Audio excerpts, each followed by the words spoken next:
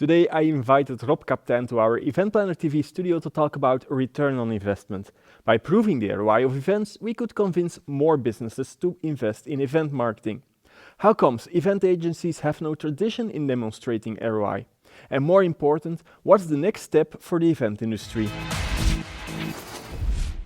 Hi Rob, welcome to our studio. Thanks for having me again. We're going to talk about ROI, but there's a lot of confusion in the market.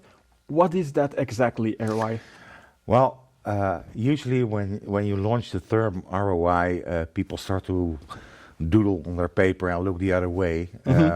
It's rather simple. ROI stands for return on investment. So when you invest in an event, what do you plan to get out of it? Yeah. And that's important. That's very important, even in the state our economy is in right now. Because when you cannot explain to your budget owner or your CFO what the event is going to deliver, why should he sign for the investment? It consists of two parts: measuring the results of events. Yeah, that was what I was imagining. Yeah. Isn't it hard to measure? Well, the point is, it's not so hard to measure the effects of events, but before you can measure anything, you need to create it. And that is far more important, and that should be your focus when planning events, to make sure you create the right values that add up to the result at the end. But I like to compare events to, let's say, supermarkets. Yeah. Right. Everybody knows how supermarkets operate. They place their right brand of peanut butter on the right height, and they have the right music and the right lighting. They know exactly how to pull you through the aisles towards the checkout with a cart topped up a little higher than you expected up front, right? That's what supermarkets do. That always happens. Okay. An event is exactly the same. You have all your senses, all the senses of the audience are available to be influenced. So how are you going to create that supermarket that pulls people from the goals you have set to the checkout where they do what you want them to do? But then again, in a supermarket, it's rather easy because you can count the value on the tickets, and you know, okay, this is my result. But at an event, you don't sell things, or mostly. Well, let me give you one simple example. Okay. In Western Europe, you have a company that builds and sells central heating systems, right? Called Vaillant. And they asked us, well, you know, winter is coming and we like to sell a lot of these heating systems, but we depend on the people that install these systems. You know, when your central heating system breaks down, it's always 3 a.m. in the middle of a freezing night, somewhere in November and December, and you call your installation company and say, well, my central heating is gone, come now. So they come and they bring the heating system that they prefer, right? So the client doesn't have too much influence on what is installed in his home. So it's crucial for companies like that to be good friends with all these installation people. Yep. So we thought, well, what are we going to do? What is the audience like? Well, obviously food and drink and nice entertainment and stuff.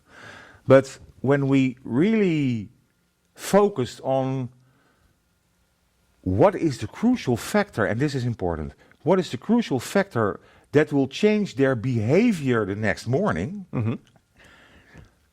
we found out that these people like to stick their arms up to here in these new products to see whether it's easy to install, whether everything is on the right place, etc.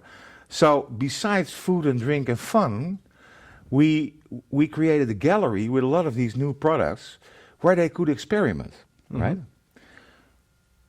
And at the end, we had a little desk saying, if you leave your business card, we will give you one of these products for free so that you can test it in a real situation. What happened was, and obviously it was a good product, these people were so enthusiastic about the product that they didn't give their card to get one for free. They ordered 200, 400, 600. That evening, we sold over 9,000 9,000. 9,000 of these machines. So, what's the bottom line of this story? Traditional event planners focus on entertainment, it should be fun, people should have a great night, etc. But if you focus on these aspects, a little psychology as well, you suddenly create a checkout. But is that then what storytelling is all about? Well, we live in a time where a lot of, as the expression goes in Holland, old wine goes into new bottles, right? A lot of things that I'm 52 now, but a lot of things that I'm used to do for 20, 25 years are now reinvented with a different name, right? And a brand and brand values and a brand story was always very crucial to base your concept and your creativity upon when creating events, right? So now that's called storytelling, the corporate story. And then people start to invent great stories about the company and etc. But for me, from my perspective, it's nothing else than the brand and its values sold to the public. So in my company, we don't call it storytelling. We call it story selling. Yeah. Right? And that's even a better term, I think. Telling a story is great. Campfire, guitar stuff. But story selling is, again, creating that supermarket with a checkout and getting your results at the end. And that is, and I think that will be crucial for our industry for the coming years, that we can say, instead of saying to our budget owner, wasn't it a great event? Everybody had fun, you know, somewhere out there it will result into something. That's something you can bring to your budget owner. Or you can say to your budget owner, hey, I sold 9,000 of these heating systems. There you go. Do it again. Do it again. Yeah. If you look at other industries, like for example the advertising industry, ROI is a tradition. Yeah. It's always in the campaigns, it's always measured. If you look at our industry, the event industry, well, we are just starting to talk about it feels like. Well, I wrote my first book in 1989 about the subject. And the basics of ROI measuring, they were written down by Jack Phillips in 1959. So somewhere in the library there is a book, Catching Dust. You know? And everybody has read that book, except for the event industry. And now we discovered it. And now we have Elling Hamzo of the European ROI Institute. He's preaching that story with a lot of effect, but that's about setting goals, smart goals, and measuring the effects. What I'm talking about is the part in the middle where you create these effects. I will give you a first. I'm working on what I'm calling my placemat. Like you get it at McDonald's, and it's almost done. And there I on that placemat I explain value creation in 12 easy steps. Follow these steps, and you have. Can you give a few examples of steps that you think are important? Well, first of all, you have to set smart goals. Nowadays, it's even smarter goals. Maybe the viewers, when they Google on smart goals, you get a whole lot. The difference between smart goals and smarter goals is that in the smarter goals there are two evaluation. So smarter, the E is evaluate, and the R is re-evaluate sometime later. That's where it all starts. Then you have to define what kind of result do I want, and in that Phillips method, for instance, think about what have they learned. How did the event change their behavior? What was the impact on my business? So what was the result? And in the end, you can calculate your ROI, right? So these are 4 steps that give you an indication in what direction you need to seek and find your results. Then something interesting happens. when you influence people, your mind is at work. And in a lot of cases, also in that supermarket that I described, you cannot help how your mind is functioning. So in everything you consider to buy, your mind has to be satisfied in a couple of steps. And when you buy a car, it's very obvious, you know, you orientate very well, and you go to maybe you drive, and you talk to it, etc. But when you make a reasonably impulsive buy of a package of chewing gum at the checkout of your local supermarket, your brain is doing exactly the same. So how can you use that to create that supermarket and to know exactly what the priority, when you try to convince people to change their behavior, what the priority is. Is their mind screaming for more information?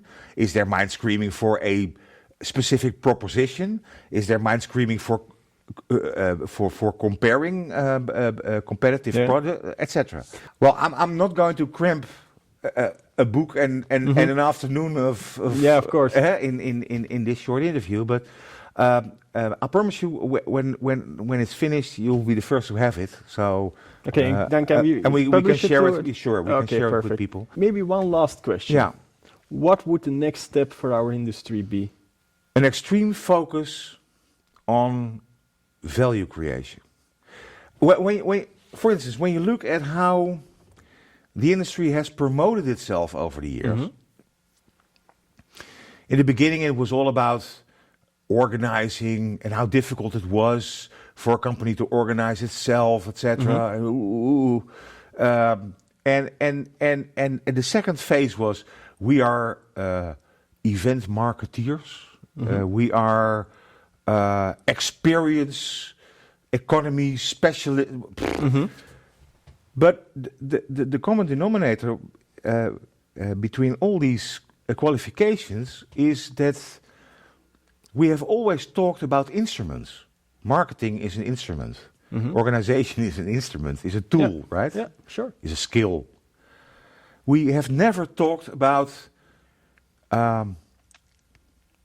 selling more, having people understanding our brand better, creating better and more profitable relationships. That's the difference between communicating tools and communicating results.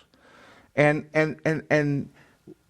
when we now have all the elements together to maybe be the most effective social medium there is, the only one that covers web, but also comes ashore in a physical world, right? It is an event.